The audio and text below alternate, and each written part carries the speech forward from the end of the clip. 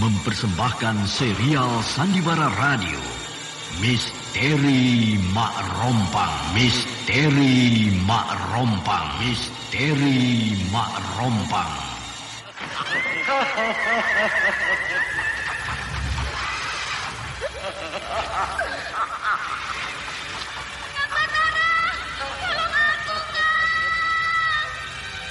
Cepat kemari, Wulan. Mak Rompang. Kisah bangkitnya kembali setiap 200 tahun. Seorang anak manusia yang dapat berganti wajah dan wujud. Terkadang menjadi seorang gadis cantik teramat cantik. Terkadang menjadi seorang nenek tua renta buruk rupa yang selalu menimbulkan prahara dan malapetaka mengerikan bagi umat manusia. Bahaya, kita dalam bahaya. Sina, cepat tinggalkan tempat ini. Cepat. Tunggu, Kamira. Aku mau menutup warung dulu. Jangan pikirkan warungmu, pikirkan nyawamu. Hei, menjauh. Tuk Tunggal bilang menjauh. Takut itu berapa panas. Tuk Tunggal ada di mana, Wira? Tuk Tunggal berada di dalam kabut. Hei, penyihir semua. Penyihir keluar dari desa.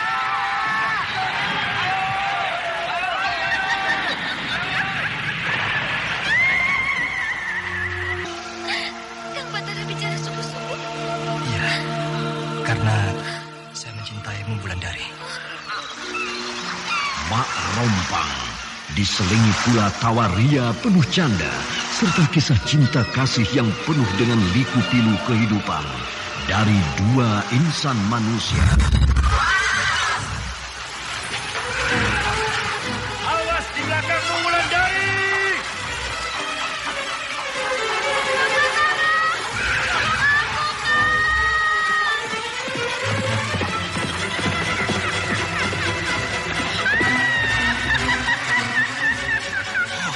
Celaka, Wulandari dibawa lari Mak Rompang. Iya.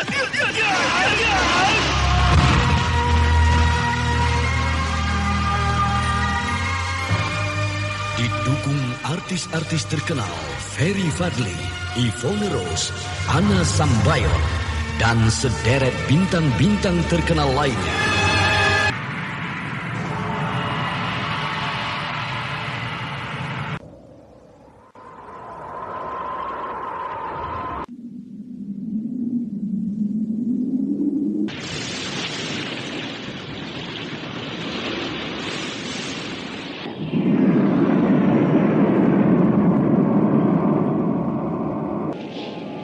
Di Tegalsari sedang terjadi huru-hara.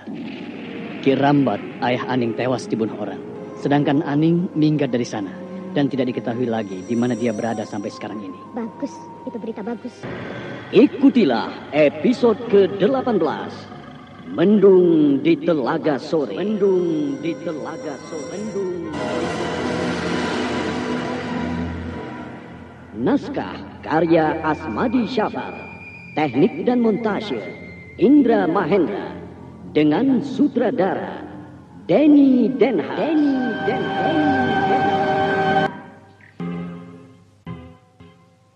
Anda Seri yang sekarang masih ke-25 mendengarkan ini Sandiwara didukung Radio di para channel pelakon. Memori Ferry 80. Fadli sebagai Batara, Nanang sebagai Padatu, Elias sebagai Rimbas, Iwan sebagai prajurit, dan pembawa cerita Denny Denhas.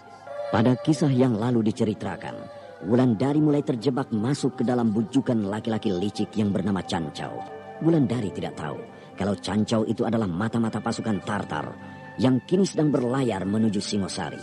Bahkan Wulandari dan Cancau sedang terjebak di dalam hutan angker yang bernama hutan Sendang Karang. Sendang Karang yang setengah abad yang lalu adalah sebuah desa. Lalu desa itu hancur lebur oleh Mak Rompang. Sementara itu Anindya dan Dayang pengasuhnya berusaha pergi ke dusun Panggalo dan menemui Batara. Tetapi sayang, mereka tidak dapat menemui Batara karena Batara memang sedang tidak berada di dusun itu. Kamu yang menerima tamu perempuan itu kemarin, prajurit? Betul, Kanjeng Gusti. Aneh. Prajurit ini memanggil aku dengan sebutan Kanjeng Gusti. Sejak kapan dia merubah panggilan ini padaku? Apakah betul ciri-ciri perempuan itu seperti yang kau sebutkan, prajurit? Betul, Kanjeng Gusti. Tapi saya lupa, apakah di tepi bibirnya ada tai lalat atau tidak? Baiklah. Silakan kembali ke tempatmu. Saya Kanjeng Gusti. Aneh, sejak kapan dia merubah panggilan seperti itu padaku? Padahal aku ini bukan turunan bangsawan atau raja. Pak Datu, kau dengar prajurit itu membahasakan panggilan padaku tadi? Dia menyebut aku dengan sebutan Kanjeng Gusti. Betul, Batara. Kau juga mendengarnya, Rimbas? Betul, Batara. Bahkan panggilan itu sudah kami sepakati bersama di antara kami. Maksudmu? Maksudku, kami semua, termasuk seluruh prajurit dan penduduk dusun, sudah sepakat akan memanggilmu dengan sebutan Kanjeng Gusti. Kenapa begitu? Hal ini kami lakukan setelah kami mendengar samar-samar di suatu malam, ketika kau bicara dengan seseorang yang tidak begitu jelas kami melihatnya. Keteranganmu tidak bisa aku mengerti, Rimbas. Begini, Batara. Mungkin Kakang Padatu bisa menjelaskan padamu. Coba terangkan padaku, Padatu. Suatu malam, sehari setelah pertarunganmu melawan Senapati Kisana Keling, luka-luka bekas cambukan di punggungnya masih mengeluarkan darah. Bahkan luka-lukamu itu tampak sangat berbahaya.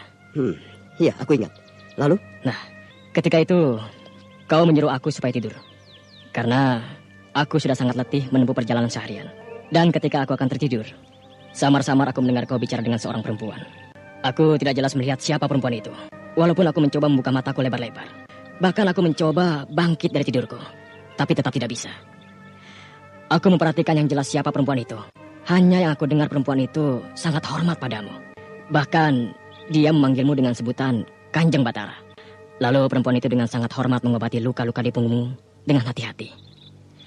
Di dalam sekejap luka-luka di punggungmu hilang, tidak berbekas. Lalu aku lihat perempuan itu menghadapmu sambil menghaturkan sembah. Dan tiba-tiba dia hilang seketika dari hadapanmu. Mungkin kau mimpi dalam tidurmu, Padatu. Sehingga kau melihat hal-hal yang tidak mungkin terjadi. Aku juga melihat peristiwa yang sama malam itu, Batara. Jadi bukan Padatu saja yang menyaksikannya. Sehingga Padatu bukan bermimpi. Rupanya mereka telah melihat dayang pengasuh datang mengobati aku. Bahkan banyak di antara para pengawal yang berjaga malam itu menyaksikan sendiri peristiwa tersebut. Kau duduk persis seperti seorang raja yang sedang disembah oleh para kaulanya. Lalu bukti yang paling nyata, bahwa keesokan harinya luka-luka bekas cambuk di punggungmu memang telah sembuh sama sekali. Jadi kami semua berkesimpulan, kau sebenarnya bukan orang biasa. Kau pasti turunan raja-raja atau turunan para dewa yang datang dari kayangan. Sehingga pantaslah kalau kami memutuskan bahwa mulai hari ini kami menghormatimu dengan memanggil dirimu Kanjeng Gusti Batara. Kau memang pantas dihormati. Kau memang pantas menjadi pemimpin kami. Pimpinlah kami sebagaimana mestinya. Perintahlah kami sebagaimana mestinya. Dan kami semua pasti tunduk pada perintahmu.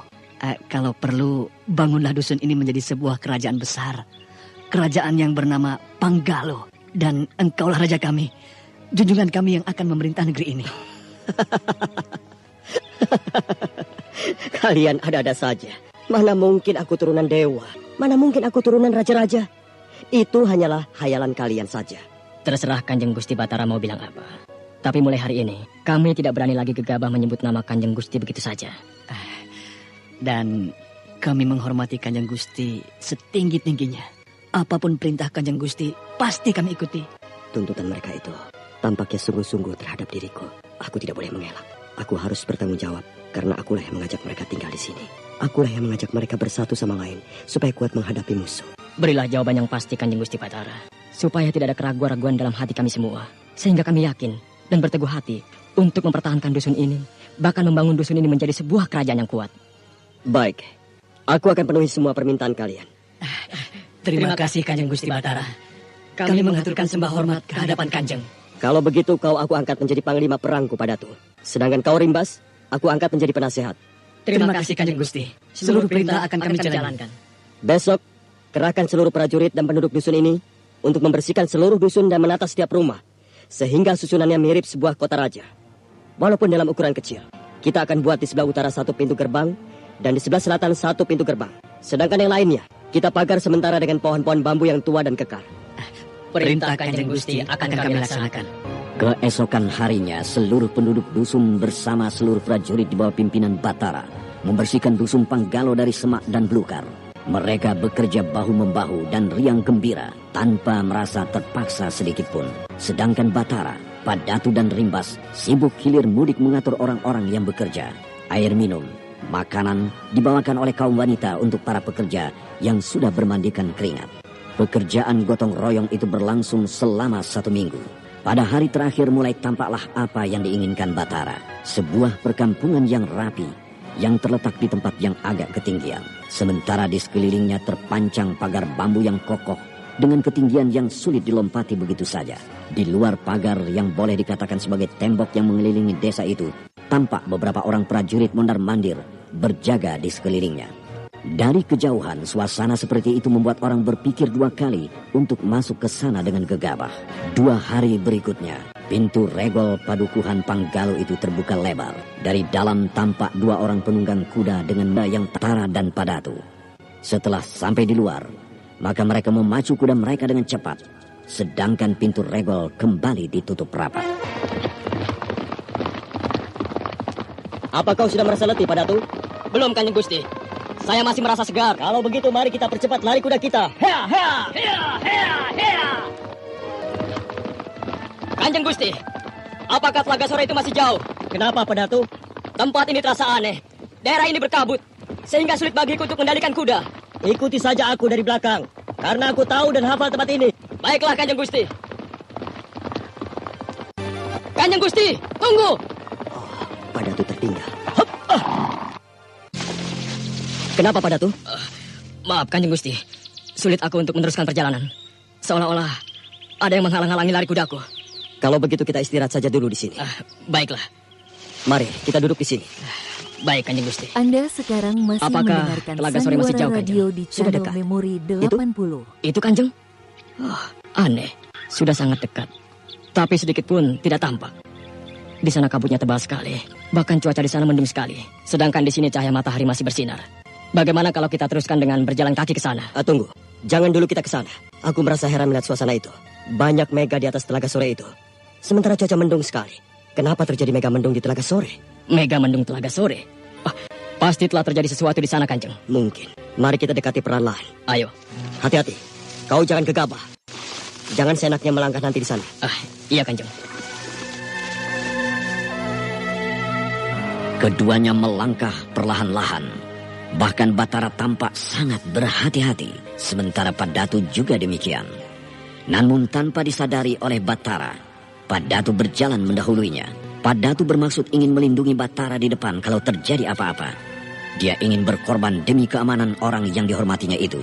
Dan tanpa disadari, Padatu menginjak pagar gaib yang mengelilingi padepokan Telaga Sore. Sehingga Padatu terhentak ke belakang, lalu jatuh berguling-guling. Aduh, pinggangku. Aku kan sudah peringatkan padamu, Padatu. Jangan coba-coba mendahului aku masuk ke dalam Telaga Sore itu. Sehingga beginilah jadi. Iya, Kanjeng. Saya salah. Mari kita istirahat dulu sambil menunggu rasa sakitmu hilang. Iya, Kanjeng. Sudah berapa lama Kanjeng Batara tidak datang kemari? Sudah lebih dari 1 tahun aku tidak menemui guruku, Padatu. Dan aku yakin bahwa perempuan muda yang datang ke Panggalo itu adalah kekasihku, Wulandari. Dia pasti disuruh guruku menyusulku ke sana. Aku pasti disuruh pulang kemari. Aku sudah melakukan dosa besar. Karena selama 1 tahun aku sibuk berjuang di dalam pasukan Singasari.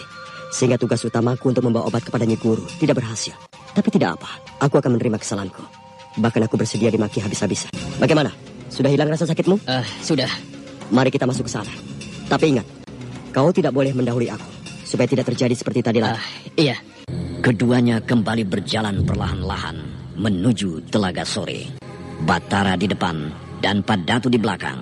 Tidak berapa lama, keduanya telah melintasi pagar gaib tanpa terjadi apa-apa. Lalu ketika sampai di pelataran Telaga Sore, suasana kembali terang. Matahari bersinar cerah, membuat Batara dan Padatu menjadi heran. Lama mereka berdiri memandang kejadian aneh itu. Sementara air Telaga Sore beriak kecil tertiup angin. Di tepi Telaga Sore, bunga-bunga liar tumbuh tidak teratur. Sedangkan di depan gubuk Nyi Sepi dan Wulandari, banyak tumbuh rumput-rumput liar. Batara terkejut melihat suasana itu. Dia mulai merasakan bahwa telah terjadi sesuatu di Telaga Sore. Dan pasti Wulandari dan Nyi Sepi sudah lama meninggalkan tempat itu. Ada apa, Kanjeng? Apa yang terjadi? Tampaknya telah terjadi sesuatu di sini, Padatu. Padepokan ini kosong. Kanjeng Gusti yakin? Yakin. Mari kita periksa gubuk kediaman guruku itu. Nyi Guru? Nyi Guru? Kosong. Guruku tidak ada. Coba kita lihat gubuk yang satu itu. Iya. Wulandari. Kosong, Kanjeng. Ya, kosong. Mereka telah lama rupanya meninggalkan tempat ini. Aku yang salah. Aku betul-betul salah. Di atas bukit kecil itu ada gundukan tanah, Kanjeng Gusti. Apakah itu sebuah kuburan? Kuburan? Mana? Itu, Kanjeng Gusti. Kuburan siapa itu? Mari kita lihat. Mari, Kanjeng. Betul, ini sebuah kuburan. Kuburan ini masih baru. Kuburan siapakah? Di balik batu nisan ada sepuncuk surat yang ditulis di atas daun lontar. Surat?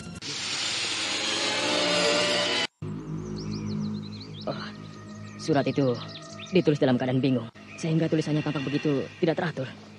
Surat ini ditulis sudah agak lama. Daunnya sudah mulai kering. Kakang Batara, aku tahu pada suatu saat Kakang Batara pasti datang ke Telaga Sore ini. Walau saat itu entah kapan. Karena aku yakin bahwa Kakang masih hidup. Kalau surat ini Kakang temukan di balik batu nisan kuburan ini, maka jasad yang terkubur di bawahnya adalah jasad guru kita, Nyi Sepi. Nyi Guru meninggal karena bukan penyakit lumpuhnya, tapi karena diracun orang. Saya tidak tahu siapa yang meracuni Nyi Guru, karena saya dapatkan Nyi Guru sedang tergeletak di pinggir jalan dengan mulut berlumuran darah. Maka dengan susah payah, saya bawa Nyi Guru ke Telaga Sore ini. Saya berusaha mengobati Nyi Guru dengan ramuan obat-obatan yang tersedia di sini. Tapi tampaknya racun yang terminum oleh Nyi Guru sangat hebat, sehingga jiwa Nyi Guru tidak tertolong lagi. Dengan perasaan luka yang mendalam, saya kuburkan jasad Nyi Guru di sini. Walau mungkin Kang Batara kurang suka Nyi Guru dikuburkan di tempat ini, tapi apa boleh buat, saya tidak punya pilihan lain karena saya sulit menanggung kesedihan yang teramat dalam ini. Bahkan ketika surat ini saya tulis, saya sudah tidak bisa menangis lagi karena air mata saya sudah kering. Nah, Kakang, saya pergi dulu mencari orang yang telah meracuni Nyi Guru. Doakan saya supaya saya berhasil membalaskan dendam ini. Sekian, salam rindu dari saya, Wulandari. Nyi Guru, aku telah berdosa besar. Aku telah menyanyiakan kebaikan Nyi Guru. Bahkan sampai Nyi Guru meninggal pun, aku tidak ada di samping Nyi Guru. Maafkan aku, Nyi Guru. Maafkan beribu maaf, muridmu yang tidak tahu diri ini. Dan aku bertekad akan mencari orang yang telah membunuh Nyi Guru. Lama Batara duduk bersimpuh di depan kuburan Nyi Sepi yang tanahnya masih merah itu. Begitu juga Padatu. Dia duduk diam dan juga Hikmat. Dia tidak berani bersuara, bahkan sampai desah nafasnya pun berusaha dia tahan agar tidak mengganggu kesedihan yang dialami oleh Batara. Ketika Batara menoleh ke belakang, tampak oleh Padatu mata laki-laki muda yang gagah itu memerah menahan tangis. Sehingga Padatu tidak berani menatap mata orang yang dia hormati itu lebih lama. Padatu menunduk memandang tanah, dan perlahan-lahan air mata Padatu meleleh di pipinya yang hitam kena tempaan sinar matahari. Batara memperhatikan Padatu lama. Lalu dengan suara terbata-bata, Batara bicara pada kawan baiknya itu. Kita adalah seorang prajurit.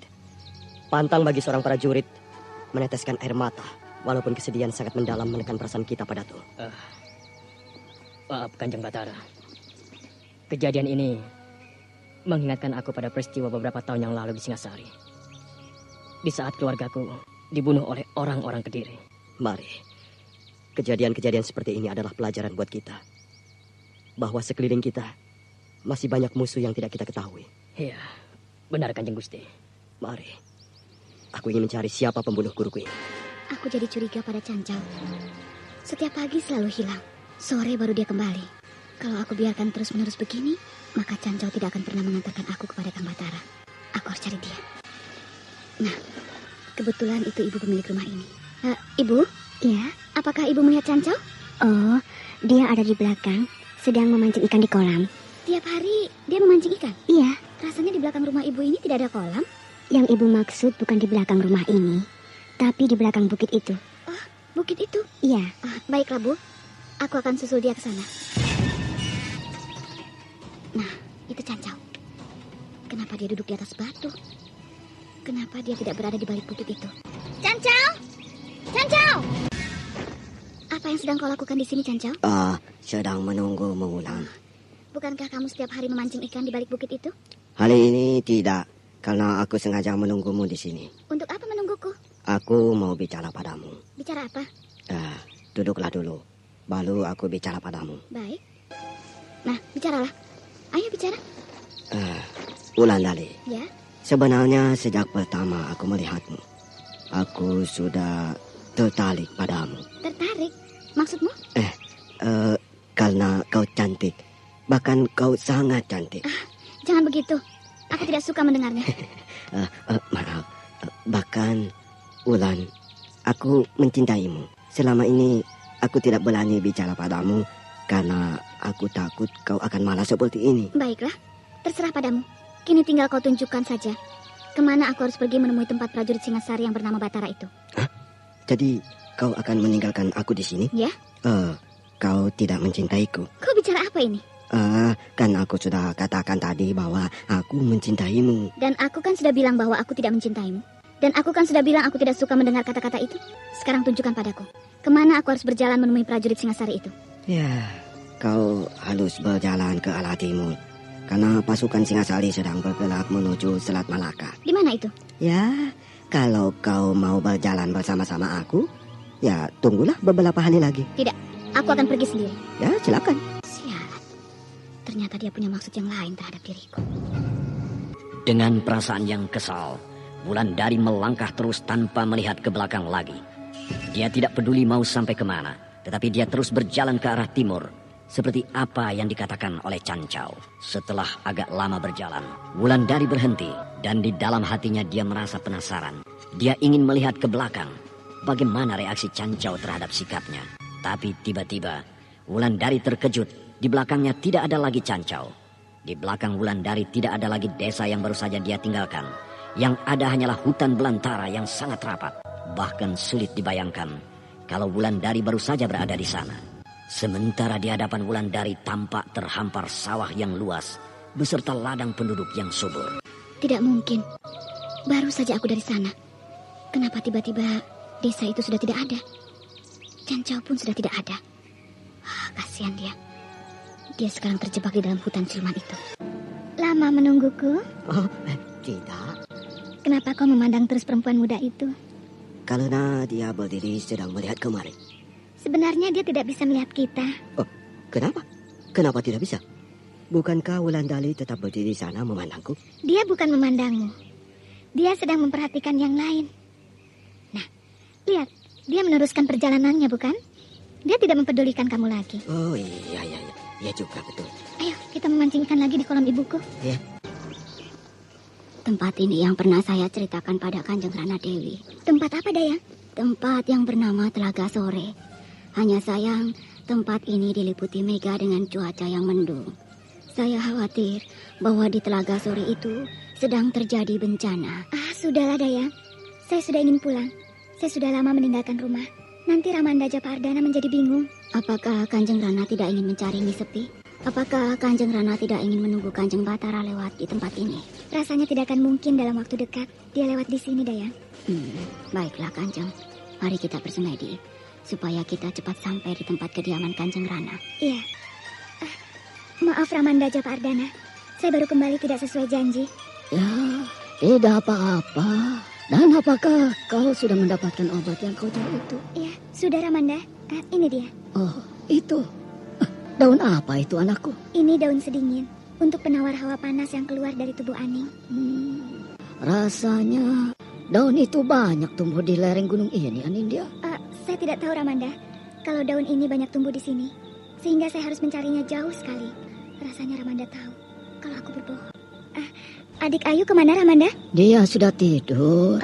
Dan perempuan yang sakit itu di mana? Dia juga sudah tidur. Dan tampaknya dia sudah tidak sakit lagi. Ya, syukurlah. Itu dia. Aku harus menemui dia sekarang juga. Sebelum Wulandari pergi dari tempat ini. Wulan? Kau kembali lagi kemari? Tidak. Aku memang tinggal di rumah ini. Kau jangan main-main, Wulan. Anda kau sekarang masih mendengarkan Sandiwara Radio di channel Memori 80. Aku bukan Wulandari. Kau kembali mempermainkan aku. Aku sudah katakan bahwa aku bukan Wulandari. Tapi terserahmu saja. Rumahmu ini bagus. Siapa pemilik rumah ini? Aku. Mana mungkin. Terserah, percaya atau tidak. Baiklah. Boleh aku menginap di rumahmu ini? Boleh, kenapa tidak? Malam ini? Iya, boleh. Oh, terima kasih. Di mana kamarku? Di sini. Wah, sempit betul. Yang ada cuma itu? Ya, baiklah. Ini kamar siapa? Itu kamarku. Ah, kamarmu indah sekali. Karena kamar itu dulu akan aku jadikan kamar pengantinku. Kamar pengantin? Kamu jadi pengantin? Dan pengantin pelianya sudah ada? Belum. Kalau aku jadi pengantin pelianya, boleh kan? Aku tidak tahu. Kenapa tidak tahu? Ada yang malah? Tidak. Kalau begitu, aku boleh jadi pengantin peliamu. Ya, boleh. Ternyata kau betul-betul mencintai aku, bukan? Selama ini kau jual mahal padaku. Terserahmu, mau bilang apa? Bulan, apakah malam ini akan kita habiskan di dalam kamar pengantin?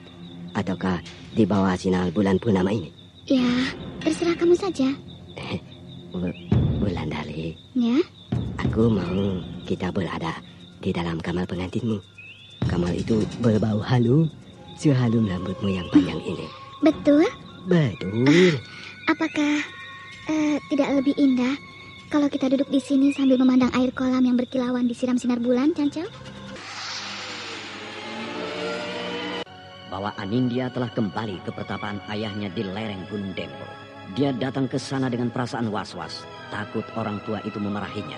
Namun Aki Japa Ardana tampaknya cukup arif, dan dia mengetahui betul bahwa anaknya sudah membohongi dirinya. Tetapi Aki Japa Ardana tidak bertanya apa-apa. Dia hanya diam. Sementara itu, Batara sudah mengetahui bahwa Nyi Sepi ternyata sudah tewas diracun orang.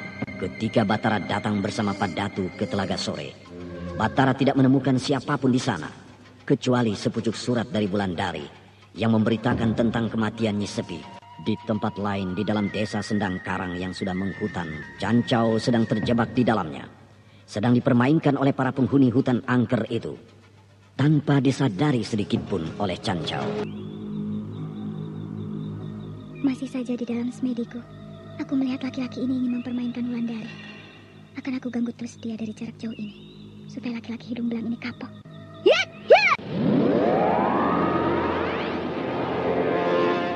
Jadi kau ingin duduk di tepi kolam ini saja? Ya. Baiklah, akan aku turuti apa maumu. Yang penting aku adalah pengantin peliamu. Wulan, mau kau melepaskan ikatan rambutmu ini? Kau mau rambutku dilepas? Iya. Baiklah. Begini? Iya. Oh, rambutmu sangat indah, Wulan. Rambutmu panjang sekali, sehingga bisa menutupi seluruh tubuhmu. Rambutku pun bisa menyapu permukaan air kolam ini, Cancau. Jangan turunkan ke dalam kolam. Nanti rambutmu basah. Kenapa? Bukankah lebih bagus kalau rambutku basah semua? Oh, jangan. Aku tidak bisa membelai rambutmu lagi kalau basah semua. Percumbuan keduanya terus berlangsung menjelang pagi. Namun Cancau menjadi penasaran, karena dia tidak bisa berbuat lebih daripada itu. Sementara hari sudah beranjak pagi, hoko ayam jantan terdengar di kejauhan. Sementara Wulandari menyuruh dia pergi meninggalkan rumahnya. Namun Cancau tampak enggan, sehingga Wulandari terpaksa menutup pintu rapat-rapat tanpa mau diganggu lagi. Wulan, ayo buka pintu ini. Hari sudah pagi, Cancau. Kau harus pulang. Aku tidak ingin pulang. Aku ingin seterusnya di rumahmu ini. Ayolah, buka pintu ini. Jangan. Kalau mau bertemu denganku lagi, datanglah besok malam. Lihatlah, dia baru pulang. Pagi hari ini baru pulang. Kau jangan marah-marah menghadapi dia. Baik-baik saja. Bukankah Cancau sudah menjadi pria pilihanmu? Iya, Bu. Tapi bukankah dia sudah berkhianat? Sedangkan aku sudah habis-habisan mencintai dia. Sudahlah, tanya saja baik-baik. Kalau tidak, dia akan lari dari rumah ini. Sehingga susah lagi kita mencarikan jodohmu. Iya. Dia sudah sampai di halaman rumah. Sabarlah dia dengan Ramana. Ibu mau ke belakang dulu ya? Iya. Baru pulang? Iya. Capek ya? Iya. Aku ambilkan minuman? Tidak usah. Aku capek. Aku mau tidur dulu. Ya, pergilah. Kalau memang itu yang kau mau. Mau kemana lagi malam ini? Mau keluar. Mau ke rumah perempuan itu kan? Tidak. Lalu mau kemana? Mau ke rumah Kang Kohar di ujung kampung ini. Wah, baru tinggal beberapa hari di desa ini. Sudah kenal Kang Kohar? Ya, sudah. Pergilah. Tapi jangan pulang malam-malam. Ya, sekarang sudah malam. Maksudku jangan pulang pagi. Karena aku tidak bisa tidur kalau kau belum pulang. Iya. Gadis ini cantik juga. Hanya sayang entah kenapa. Tiba-tiba aku tidak begitu suka kepadanya. Dia terlampau mengatur aku. Kenapa aku kemari? Bukankah aku harus ke tempat Wulandari menginap? Aneh. Kenapa tiba-tiba bisa sampai di sini? Cari siapa? Kang Kohal? Kenapa aku tiba-tiba berada di halaman Kang Kohal? Padahal tadi rasanya aku sedang berjalan menuju rumah Wulandari. Ayo, mampir dulu. Maaf, Kang Kohal, aku mau ke ke rumah Wulandari. Rumah Wulandari? Di mana itu? Oh, di sini? Di sini rumahku. Bukan rumah Wulandari. Kang Kohal, aku mau ke rumah Wulandari. Ayo, masuklah dulu ke rumahku. Kita ngobrol-ngobrol. Kita minum air jahe hangat. Tapi aku mau ke rumah Wulandari dulu, Kang Kohal. Kau sudah tertipu. Di desa ini tidak ada orang yang bernama Wulandari. Hah? Betul begitu? Kalau mau tahu, masuk dulu ke rumahku. Nanti aku ceritakan tentang desa ini. Iya, baiklah, baik. Mari, silakan duduk di amben ini. Iya, terima kasih. Nah, begitu. Mau kemana tadi kau sebenarnya? Mau ke rumah Wulandari, Kang Kohal. Cancau. Di seluruh desa ini tidak ada perempuan yang bernama Wulandari. Percayalah padaku. Tadi malam aku ke rumah Wulandari. Itu bohong. Kau tertipu. Percayalah padaku. Buktinya, kau mencari rumah Wulandari, tapi kau sampai di rumahku ini.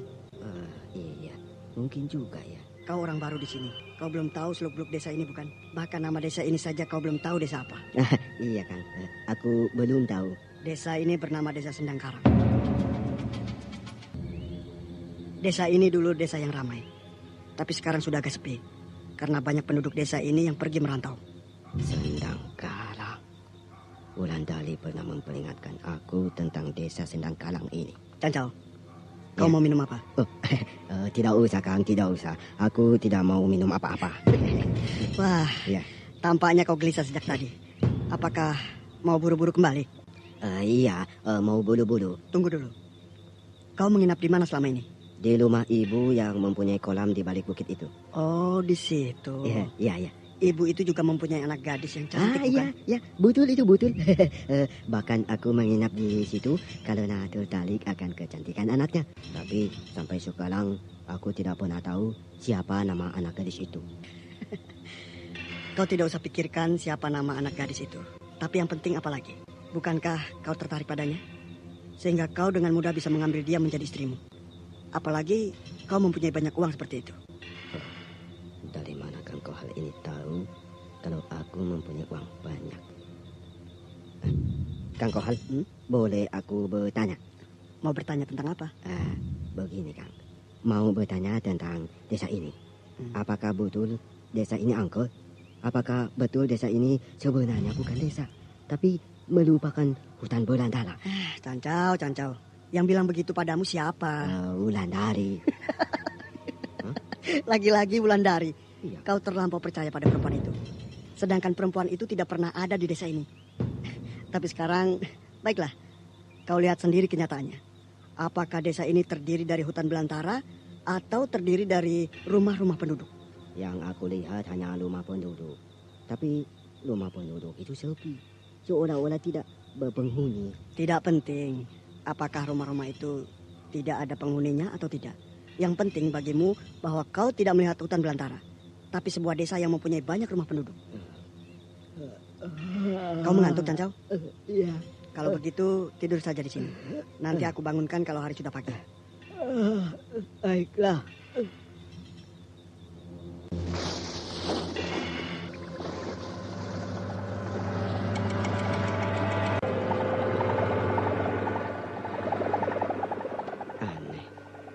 Tiba-tiba desa ini menjadi ramai, padahal tadi sepi tanpa penghuni.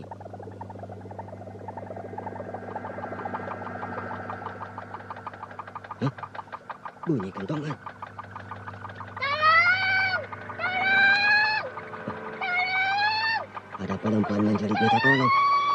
Dan itu orang-orang semua keluar dari rumah mereka. Mereka semua berlarian ke arah suara perempuan tadi. Oh iya. Mau kemana? Cancau? Ke mana mereka? Kemana mereka? Hah? Mana perempuan itu? Perempuan mana? Perempuan yang menjoli-joli minta tolong tadi. Cancau, kau pasti bermimpi. Iya. Tidak ada orang yang berlari-lari kan? Kamu suka dandananku seperti ini?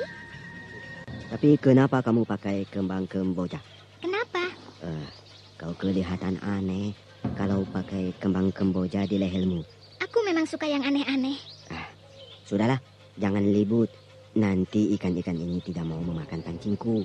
Tujuan kita kemari Anda kan sekarang bukan masih semata-mata untuk mendengarkan memancing Sandiwara ikan. Radio di channel Memori 80. Lihat, ikan-ikannya itu.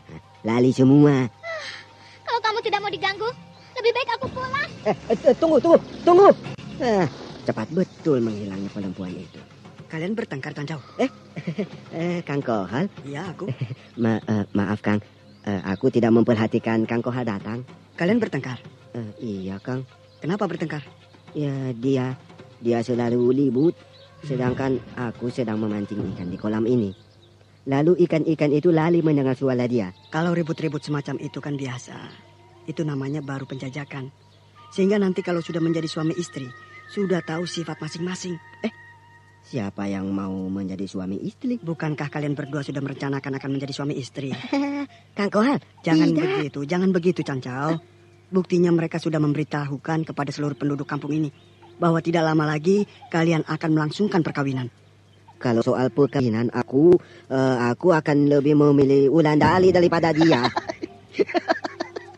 Cancau. Lagi-lagi Wulandari. Iya. Wulandari. Iya, Aduh, Wulandari. Cancau, Wulandari itu tidak ada. Kang Kohal, Wulandari itu ada.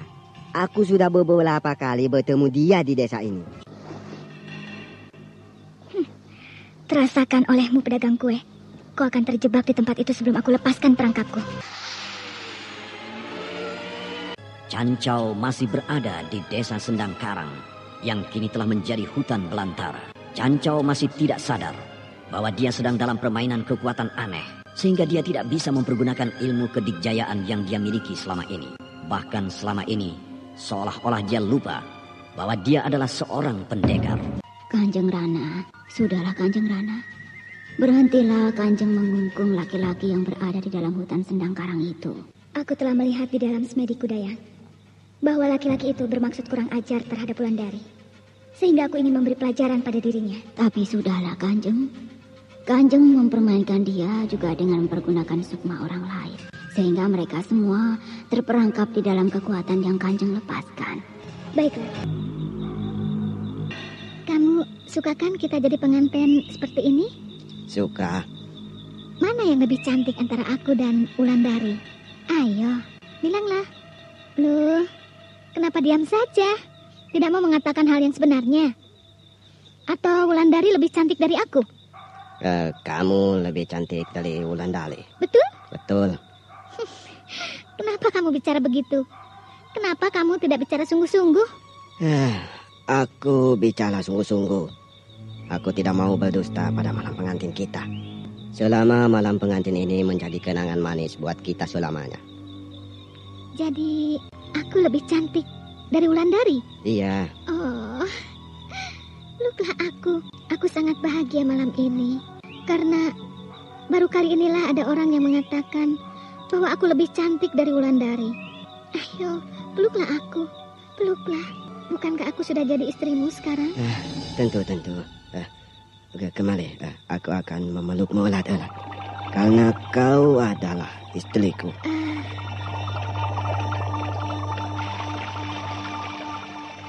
Keduanya lalu berpelukan erat sekali. Keduanya menjadi mabuk kepayang. Mereka lupa semuanya. Mereka lupa segalanya. Mereka sedang merasa terbang ke angkasa. Sementara suasana di luar semakin sepi. Yang terdengar hanya lolong anjing hutan di kejauhan.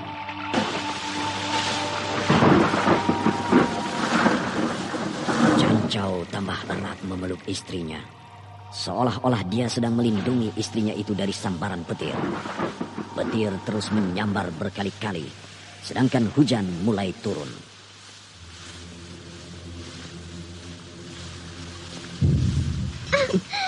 Peluk aku erat-erat. Aku takut petir itu menyambar kita. Iya. Aku akan melindungimu. Hari hujan lebat. Aku kedinginan. Nah, jangan khawatir. Aku akan alirkan tenaga dalamku ke tubuhmu. Sehingga kau tidak akan merasa kedinginan lagi. Tapi aku ingin tahu siapa namamu sebenarnya. Sampai saat ini aku tidak pernah tahu namamu. Suatu saat kau juga tahu siapa namaku. Katakan sekarang saja siapa namamu. Aku tidak sempat mengatakannya. Petir menyambarku terus. Rumah kita rubuh disambar petir. Tolong aku. Tolong aku. Tolong, takut petir itu menyambarku. Jangan takut. Jangan takut, aku akan melindungimu. Sementara petir menyambar-nyambar, Cancau memeluk istrinya sambil melindungi perempuan itu. Mereka berdua basah kuyup di antara reruntuhan rumah mereka. Lalu ketika datang petir yang maha dahsyat, menyambar ke seluruh penjuru, sehingga terjadilah terang benderang di seluruh desa pada malam hari. Sementara istri Cancau menjerit panjang, karena tubuhnya luluh lantak disambar petir. Cancau tetap memeluk tubuh istrinya kuat-kuat, sampai hujan reda dan hari pun berganti pagi. Suasana terasa sepi. Yang ada di sekitar Cancau hanyalah hutan belantara yang basah kuyup disiram hujan lebat tadi. Tenang istriku, tenang. Kau selamat dalam pelukanku. Hujan telah berhenti, sedangkan hari telah siang. Bangun istriku. Kubulan. Aku dari tadi memeluk kubulan. Lalu istriku kemana? Kubulan ini, kubulan siapa? Lompang. Rupanya ini kubulan perempuan bernama Lompang. Kemana desa Sendangkarang? Kenapa tiba-tiba aku berada di tengah hutan? Kenapa tiba-tiba berada di kubulan ini? Kubulan di sebelah ini tidak ada namanya. Tapi pasti ini juga kubulan sanak pemilik si Lompang ini.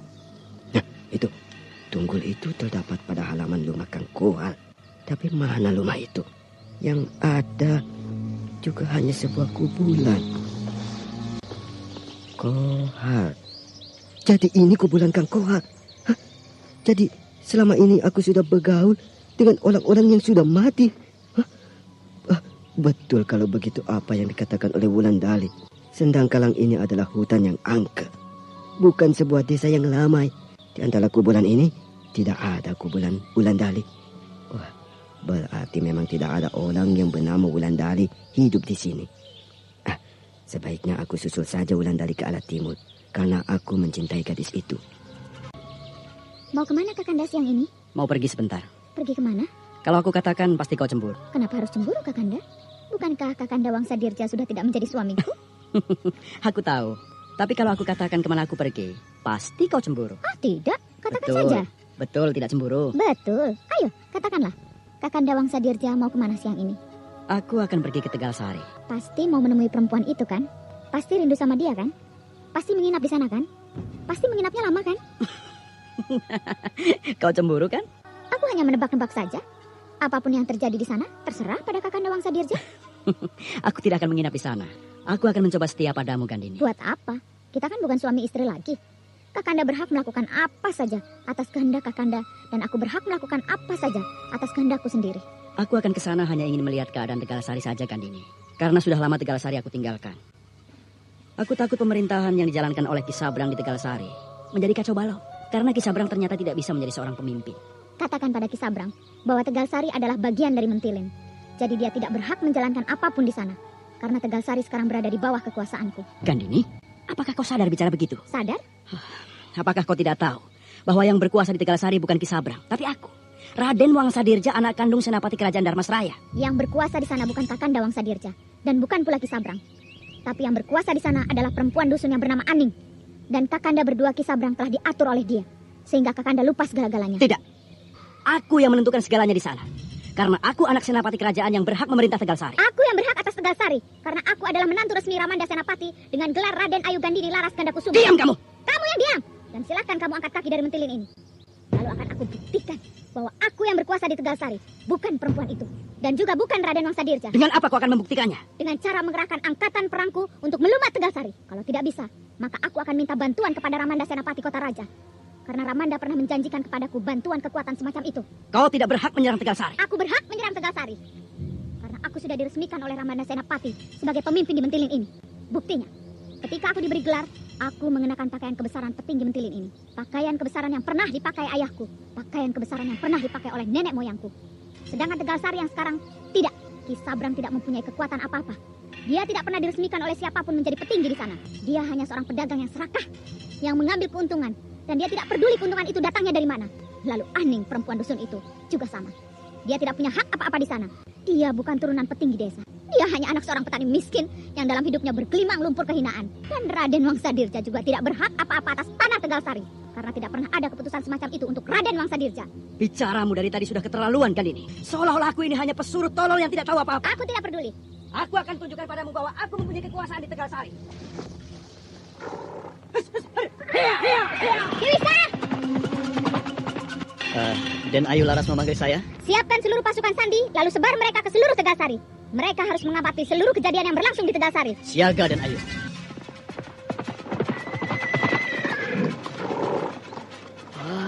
Raden Wangsa datang. Hop. Biar Den, biar yang lain membawa kuda Raden ke kandangnya.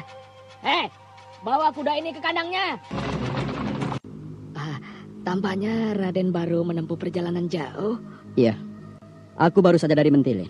Apa yang telah terjadi di sini? Mana Aning? Bencana Den, bencana. Bencana apa? Kirambat ayah Aning tewas dibunuh orang. Aku bukan tanya bapaknya. Aku tanya Aning. Di mana Aning? Iya. Mari Den, mari kita duduk dulu biar bicara kita lebih enak. Aku bertanya di mana Aning, Ki Sabrang? Maaf Den, sejak terbunuhnya Kirambat dan Ayu Aning hilang dari rumah ini. Hilang? Betul hilang? Sudah berapa lama? Sudah hampir 1 minggu Den. Kami semua di sini bersedih atas kematian Kirambat dan hilangnya Den Ayu. Betul kalau begitu. Betul apa yang dia katakan. Rupanya ini sudah direncanakan lama oleh dia. Siapa yang Raden maksud? Gandini. Raden Ayu Gandini, Laras Ganda Kusuma yang Raden maksud? Sudah sampai berita tentang pemberian gelar itu kemari. Betul Raden. Bukankah setiap pemberian gelar oleh petinggi kerajaan harus kita hormati? Ya, memang harus. Tapi apakah tidak ada usaha kalian untuk mencari hilangnya istriku? Sudah Den Wangsa. Tapi kami belum menemukan Raden Ayu Aning. Tapi kami berhasil menangkap seorang laki-laki bernama Tembong. Bagus. Di mana bajingan itu sekarang? Ada di dalam penjara bawah tanah Den. Ada berita baru yang didapat oleh petugas-petugas kita, Raden Ayu. Berita apa, Kiwista? Berita dari Tegal Sari, Raden Ayu. Ceritakan. Di Tegal Sari sedang terjadi huru-hara. Ki Rambat, ayah Aning tewas dibunuh orang. Sedangkan Aning minggat dari sana dan tidak diketahui lagi di mana dia berada sampai sekarang ini. Bagus, itu berita bagus. Lalu Raden, ada berita buruk buat kita. Berita apa itu? Tembong tertangkap di Tegal Sari. Sekarang dia sedang berada di penjara bawah tanah di desa Tegal Sari. Tembong. Apa tindakan kita sekarang untuk menyelamatkan Tembong dan Ayu? Biar saja dulu Kiwista. Aku sekarang sedang tidak memikirkan dia. Pikiranku sedang tertuju pada Raden Wangsadirja dan Tegal Sari. Baik dan Ayu. Dan apakah jadi kita menyerbu ke Tegal Sari? Tunggu dulu. Jangan dulu. Yang penting sekarang siagakan seluruh prajurit berjaga-jaga di perbatasan desa. Baik dan Ayu. Aku melihat kelap-kelip lentera kereta kuda di kejauhan. Tapi aneh, lentera kereta kuda itu bergerak di angkasa. Apakah mungkin? Siapa tahu itu kereta siluman. Tapi aku tidak takut ada Dayang pengasuh di sampingku. Dayang, apakah kamu melihat cahaya kereta kuda di angkasa raya itu? Saya melihatnya, Kanjeng Rana. Dan itu pasti kereta kuda siluman, bukan? Betul, Kanjeng Rana. Kereta kuda siluman siapa itu, Dayang? Itulah kereta siluman Mak Rompang, Kanjeng Rana. Mak Rompang? Hati-hati, Kanjeng Rana. Kereta kuda itu sudah semakin dekat. Dan rasa-rasanya kereta kuda menuju lereng Gunung Dempo ini. Iya, kereta kuda itu persis menuju ke arah kita berdiri ini. Kereta kuda itu persis berhenti di depan kita, Dayang. Betul, Kanjeng Rana. Dan kusir kereta itu matanya memandang tajam ke arah saya, Dayang. Dia sedang menaksir-naksir kekuatan Kanjeng Rana. Aku sudah siap menghadapi dia, Dayang. Ada seorang perempuan tua renta turun dari dalam kereta kuda itu. Dia ini yang bernama Mak Rompang, Kanjeng Rana. Dia ini sangat berbahaya. Ilmunya sangat mengerikan. Aku sudah siap menghadapinya, Dayang. Kanjeng Rana tidak usah khawatir. Mak Rompang sudah dalam keadaan sangat tua renta. Badannya bongkok sekali, sehingga terpaksa dia berpegang erat-erat pada tongkatnya. Karena kalau dia dalam keadaan tua renta seperti ini, dia tidak akan bisa berbuat apa-apa. Dia tidak mempunyai kekuatan apa-apa lagi. Anda Kanjeng. sekarang masih mendengarkan Sandiwara Radio di channel Memori dia sedang 80. menjelma menjadi seorang anak perempuan yang berusia 3 tahun. Sukmanya sedang berada di dalam tubuh yang kecil itu. Dia sedang mengumpulkan kekuatan untuk mengobrak-abrik jagat raya, Kanjeng.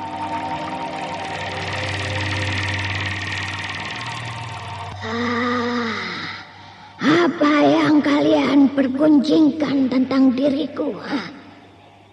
Apakah kalian pikir aku tidak bisa menghajar kalian? Dan terutama kamu, Anindya, kamu telah mempermainkan aku. Kamu mempermainkan aku di dalam hutan Sendang Karang. Seenaknya kamu menjodoh-jodohkan aku dengan seorang laki-laki yang bernama Cancau. Bagus. Itu semua karena kamu ingin pamer kekuatan padaku. Dan berarti itu semua bahwa kamu telah menyatakan perang kepadaku. Baik. Walau sebenarnya aku tidak punya dendam apa-apa pada dirimu, tapi aku terima pernyataan perang ini dari kamu. Dan tunggulah, bila saatnya tiba, kita akan mengadu kepandaian. Kamu atau akukah yang akan sirna dari jagat raya ini? Nah, Anindya, selamat menunggu aku pada penantianmu yang tidak begitu lama lagi.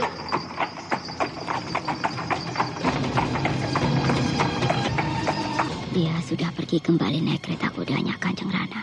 Dan kini kereta kuda itu sudah membumbung ke angkasa raya. Aku tidak menyangka kalau bentuk Mak Rompang itu sangat mengerikan seperti tadi. Apakah Kanjeng Rana takut pada ancamannya tadi? Tidak. Apa yang telah aku lakukan, aku harus bertanggung jawab. Dan aku terima tantangannya itu dengan lapang dada. Anindya dan Dayang Pengasuh masih berdiri di lereng Gunung Dempo, sementara pandangan mata mereka masih tertuju ke angkasa raya. Walau malam itu terasa sangat gelap gulita, namun pandangan mata keduanya masih bisa mengikuti gerak kereta kuda Mak Rompang yang sudah melaju jauh di angkasa, karena keduanya bukan melihat dengan mata biasan, tapi melihat dengan mata hati mereka. Perlahan-lahan di ufuk timur, langit memerah, pertanda hari beralih pagi. Ayam jantan berkokok di kejauhan. Dengan sirnanya kegelapan malam, maka hilang pula lah perlahan-lahan tubuh Dayang Pengasuh yang berdiri di samping Anindya. Karena Dayang Pengasuh itu memang bukan manusia biasa. Dia berasal dari kaum atas angin, dari kerajaan Purwaka. Di kejauhan tampak dua orang sedang menambat kuda di lembah Gunung Dempo. Gerak-gerik kedua penunggang kuda itu tertangkap oleh pandangan mata Anindya. Lalu getaran cepat tampak di dada gadis yang sangat cantik jelita itu. Aku pernah tersasar di lereng gunung ini, Pak Dato. Lalu, akan kemana kita sekarang, Kanjeng Gusti? Akan aku perkenalkan kau pada seorang bidadari cantik yang wajib keliku. Betul-betul bidadari, Kanjeng Gusti? Betul-betul bidadari yang berasal dari kayangan? Iya. Gadis ini memang bukan manusia biasa, tapi dia berasal dari kaum peri. Aku takut, Kanjeng Gusti. Tidak apa-apa, kan ada aku. Nanti kalau kau berhadapan dengan dia, kau tidak akan takut. Malah kau akan terkagum-kagum melihat kecantikannya. Apakah peri-peri semacam itu mempunyai nama, Kanjeng? Tentu. Dan gadis peri ini mempunyai nama Rana Dewi. Sebenarnya Rana Dewi ini bukan bersemayam di sini, tapi dia bersemayam di atas istana atas angin. Istananya itu bernama Purwaka. Sedangkan yang memerintah di dalam istana Purwaka itu adalah kakaknya sendiri yang bernama Raden Rakitandi. Jadi Kanjeng Batara sudah pernah pergi ke istana mereka itu? Pernah, tapi itu dulu. Dan istananya betul-betul terletak di atas angin, Kanjeng? Iya, istananya itu terletak di balik awan yang tebal. Wah. Kanjeng Batara betul-betul sakti mandraguna. Kanjeng Batara memang pantas menjadi pimpinan kami. Ayo Pak Dato, kita naik ke lereng gunung ini. Siapa tahu nasib kita baik sehingga kita bisa bertemu dengan peri yang cantik itu. Iya, Kanjeng. Sekarang saya berani setelah mendengar cerita Kanjeng. Batara dan Pak Dato mendaki lereng Gunung Dempo perlahan-lahan, sementara matahari makin bersinar terang. Akan tetapi keduanya tidak sadar bahwa di atas sana, di atas sebuah batu yang besar, sepasang mata yang indah sedang memperhatikan gerak-gerik mereka. Mata yang indah itu adalah mata milik Anindya. Sepasang mata itu tampak berbinar-binar tanda gembira. Sementara jari-jari tangannya meremas ujung baju, pertanda menahan gejolak perasaan yang tiada terkira. Anindya mulai bersemu merah mukanya ketika langkah kaki Batara semakin dekat dengan dirinya.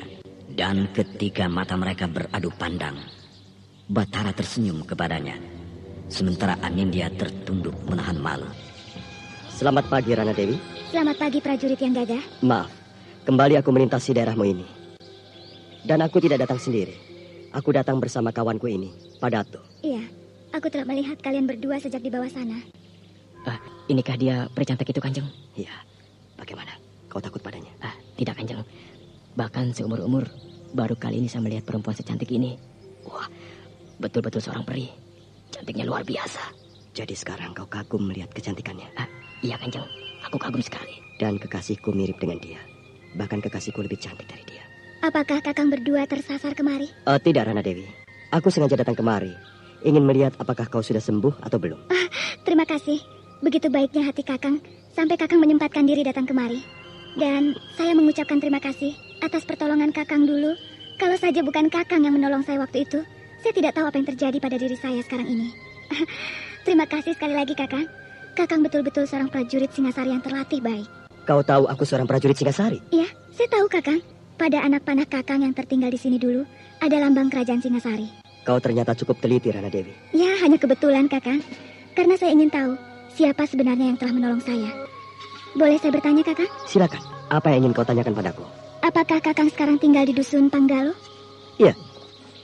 Kau dengar itu, Padato? Bahwa gadis peri ini tahu segala gerak-gerik kita. Iya, Kanjeng. Jadi kalau begitu, kakangkah yang bernama Batara? Iya. Kenapa? Dari dulu namaku tidak pernah berubah. Bahkan ketika aku berada di kerajaanmu dulu, namaku juga tetap Batara, Rana Dewi. Apakah kau lupa? Betul kalau begitu. Sekarang aku ingat kembali ketika kakang Batara datang ke negeri atas angin. Bahkan dulu aku pernah mengatakan padamu ketika aku berada di kerajaan atas angin. Kau mirip kekasihku Wulandari. Maaf, kau memang selalu terkejut bila aku menyebut nama kekasihku itu. Ya, saya ingat sekarang. Jadi tidak salah kalau saya beberapa hari yang lalu mencari ke dusun Panggalo, mencari seorang pemimpin yang bernama Batara. Jadi bukan Wulandari yang datang ke dusun Panggalo waktu itu? Bukan kakang Batara, tapi saya yang datang ke sana. Karena sebenarnya saya ingin tahu siapa sebenarnya prajurit Singasari yang bernama Batara. Dia lari, Kanjeng. Biar saja, Padato. Tidak usah kita kejar. Sebentar lagi dia akan hilang dari pandangan mata kita. Dia akan kembali ke negerinya di atas angin. Tapi tidak, Kanjeng. Dia masuk ke sana. Dia masuk ke gubuk itu.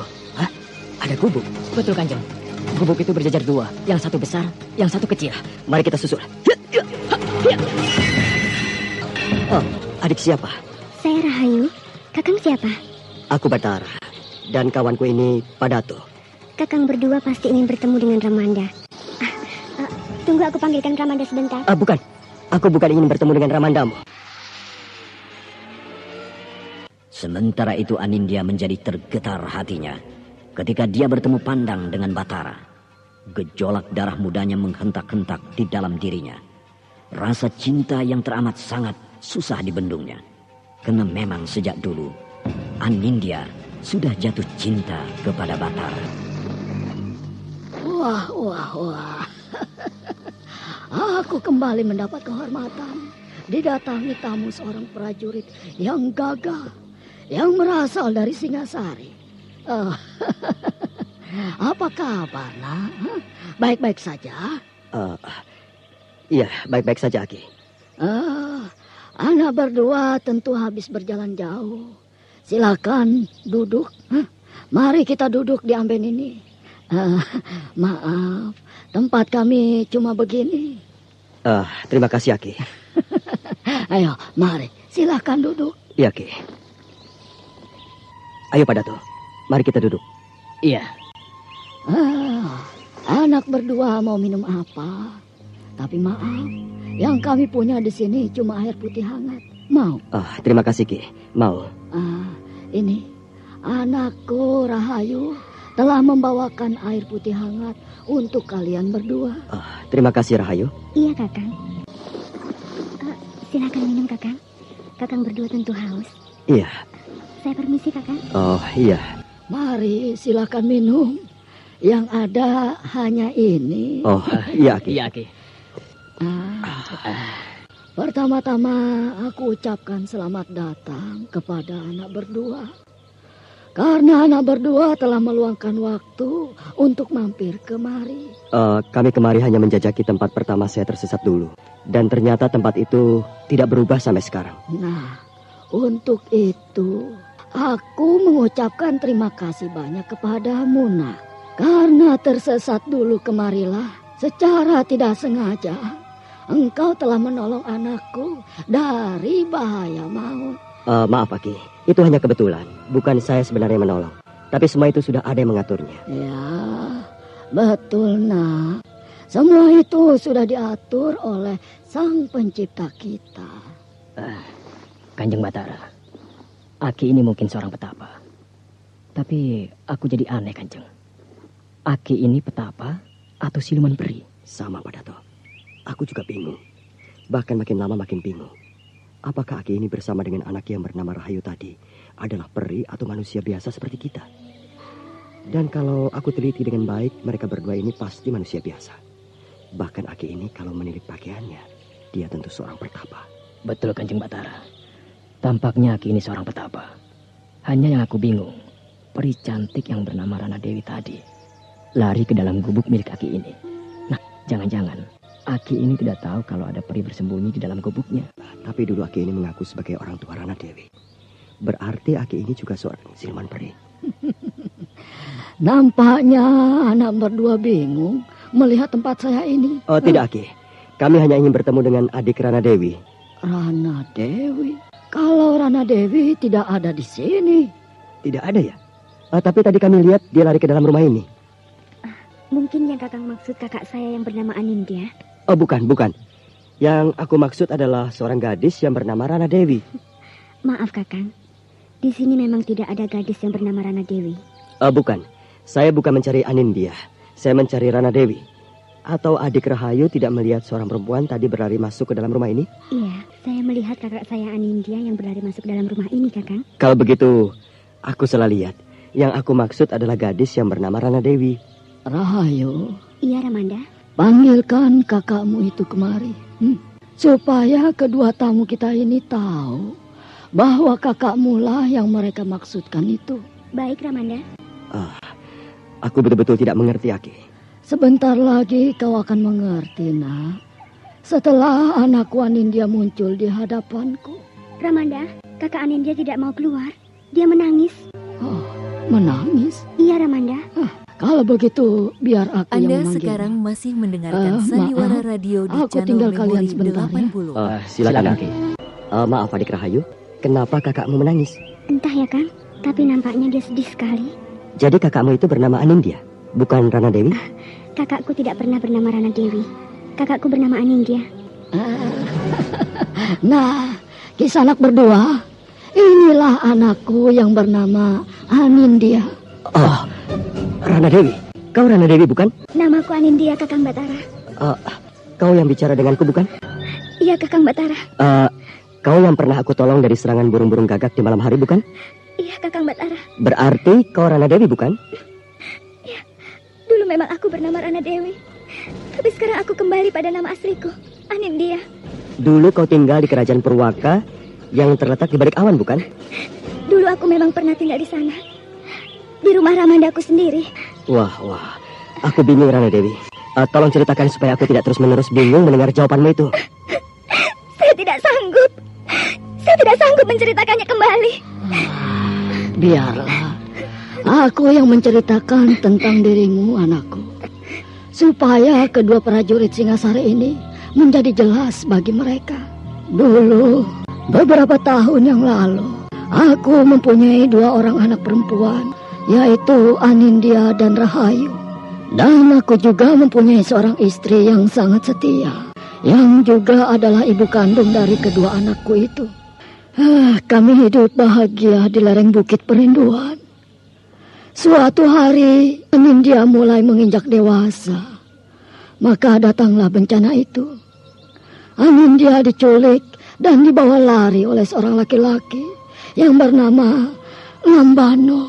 Lambano? Iya, Lambano. Lambano yang berasal dari dusun Karangangin? Betul. Rupanya anak kenal dengan Lambano karena dia memang tinggal di dusun Karangangin tersebut. Dusun Karangangin adalah dusun kaum siluman, Aki. Dan Lambano adalah siluman jahat yang berasal dari dusun itu. Betul, anakku. Lambano menculik Anindya untuk dijadikan istrinya. Karena menurut cerita yang aku dengar, Lambano adalah pewaris tunggal kekuasaan dusun Karangangin tersebut. Betul, Aki. Tapi bagaimana Anindya bisa sampai lagi kemari?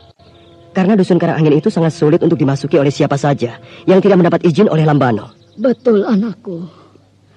Dalam penculikan itu, istriku, Ibu Anindya, tewas dipukul oleh Lambano. Sehingga saat itu, aku kehilangan 2 orang yang aku cintai. Aku kehilangan istri dan juga kehilangan anakku, Anindya. Bukan main. Entah dengan ilmu apa Lambano menyihir anakku, Anindya, sehingga dia tidak tahu lagi pada dirinya, sehingga dia tidak tahu lagi asal-usulnya, sehingga dia tidak tahu lagi kepada bumi yang kita pijak ini. Bahkan dia tidak tahu lagi siapa sebenarnya namanya itu, karena Lambano telah memberikan nama baru kepadanya, yaitu Rana Dewi. Oh, begitu asal-usul nama Rana Dewi itu? Iya, anak. Lalu bagaimana Anindya bisa sampai di kerajaan Purwaka yang terletak di balik awan, Aki? Yang memegang kekuasaan di kerajaan Purwaka, tentu Ana sudah tahu namanya, yaitu Raden Rakitanding. Raden Rakitanding adalah makhluk siluman yang sangat licik, sehingga dengan kelicikannya itu dia dapat menipu dan mengelabui Lambano, sehingga Anindya berhasil dibawanya ke kerajaan Purwaka. Lalu sesampai Anindya di kerajaan itu, diberinya obat kembali kepada anakku ini, sehingga anakku ini lupa segalanya. Yang dia tahu saat itu hanyalah bahwa dia bernama Rana Dewi dan Rakitanding sebagai kakak kandungnya. Betul, Aki. Ketika itu Anindya betul-betul mengatakan bahwa dia adalah adik Rakitanding. Dan pasti Dayang Pengasuh itu juga makhluk siluman yang licik, karena dialah penjaga terdekat Anindya ini ketika berada di istana Purwaka. Tidak, Dayang Pengasuh bukanlah makhluk yang licik, Kakang Batara. Dialah yang menolong saya. Dialah yang membawa saya kembali kepada Ramanda. Bahkan dialah yang mengobati saya dengan ramuan yang dibuatnya sendiri, sehingga ketika saya meminum ramuan itu, ingatan saya kembali pulih seperti sedia kala. Lalu perlahan-lahan saya ingat kembali nama saya, Anindya, bukan Rana Dewi. Aku mengerti sekarang, Anindya. Saya sedih kalau mengingat peristiwa itu. Saya ingat ibu saya. Ibu saya tewas di tangan mereka. Aku mengerti sekarang, Anindya. Dan maafkan aku kalau selama ini aku menyangkamu bukanlah manusia biasa seperti kita. Iya, Kakang Batara. Kakak jangan menangis terus. Mata kakak sudah bengkak. Adik Ayu, kakak ingat ibu. Karena kakaklah ibu tewas. Sudahlah anakku. Jangan kita bangkitkan lagi cerita lama, ya. Sebenarnya akulah yang membangkitkan cerita lama itu. Untuk itu sekali lagi aku mohon maaf kepada Aki, kepada adik Rahayu, dan terutama kepadamu, Anindya. Iya, Kakang Batara. Matahari sudah tinggi, hari sudah siang. Aku dan kawanku ini ingin mohon diri, karena perjalanan kami masih sangat jauh.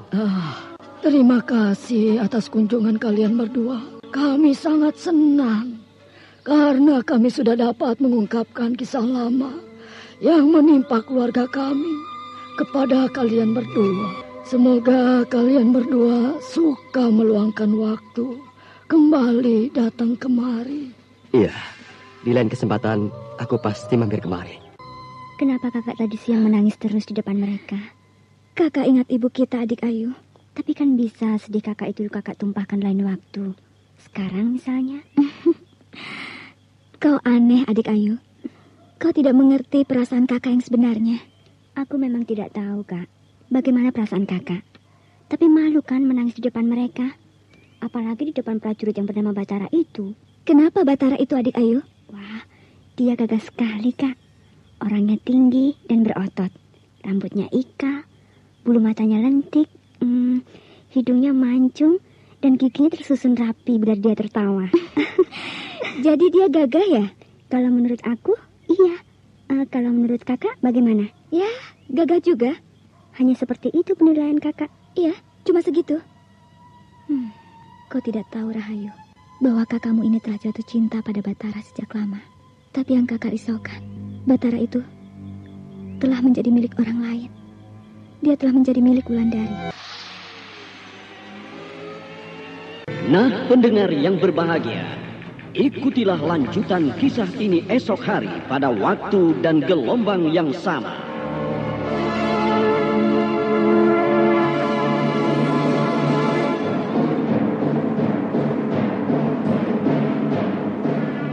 Demikianlah tadi serial Sandiwara Radio Misteri Mak Rompang episode ke-18. Mendung di Telaga Sore. Mendung dipersembahkan oleh Denhas Adia Suara bekerja sama dengan PT Sinar Effendi Murni. Produsen tablet obat kuat Aladina, obat terlambat bulan Menpas Kapsul, tablet obat kuat dan pegal linu Duta Rema, dan jamu godok Cat Gorilla. Terima kasih atas perhatian Anda. Sampai jumpa.